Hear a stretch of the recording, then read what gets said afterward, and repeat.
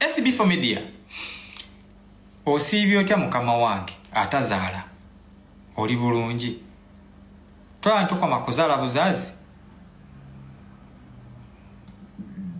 wandiruzinga obulamu by'ekisiru. And I'm serious in this. SB4 Media naso sinenkuwa obudde,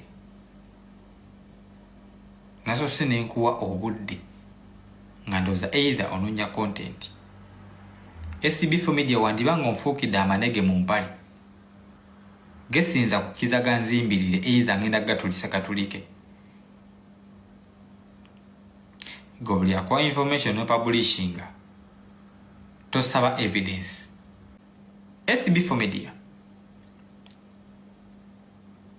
okimanyi bulungi tubadde tulya ssente babiri era yensonga lwaki weefudde mulungi omu ku bakirayanti bange era weefudde abayambe nnyo. Okay, a few moments later ogenda bateekawa. Are you taking them to the president? Even if you're taking them to the president, okay, what is next? And I think you cannot take them to the president. Kyosobola okukola ekyamanyi SB4 Media esimanyi saana kumanya mazigo yani erinnya.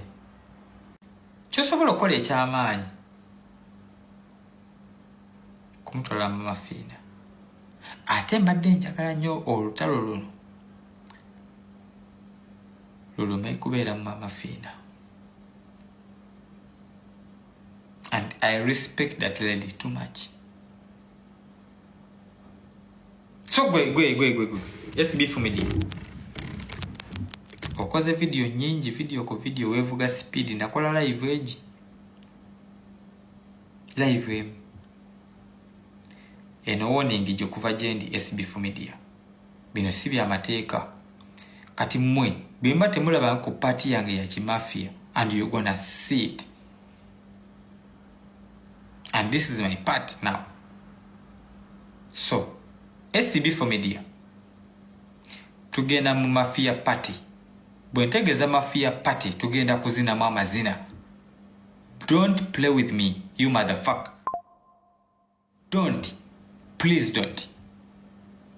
Sikunonyaako toli kyali wange sikumanyi. Please don't.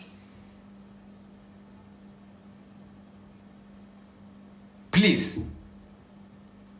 I'm not your friend and you cannot be my friend. You cannot. Because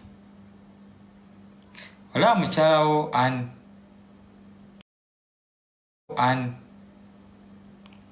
bwempimapima mukyalawo mulwanyi nnyo era mukozi nnyo nti bw'okeera ku makya go SB4 Media n'otula ne mukyalawo you can do better. Wabula oli musiru nnyo olinga matako oyasaamira olinga eggeege n'osinzira ku ssimu yo ne kamera ebya layisi n'osinikira ebinnyo ku bannayuganda.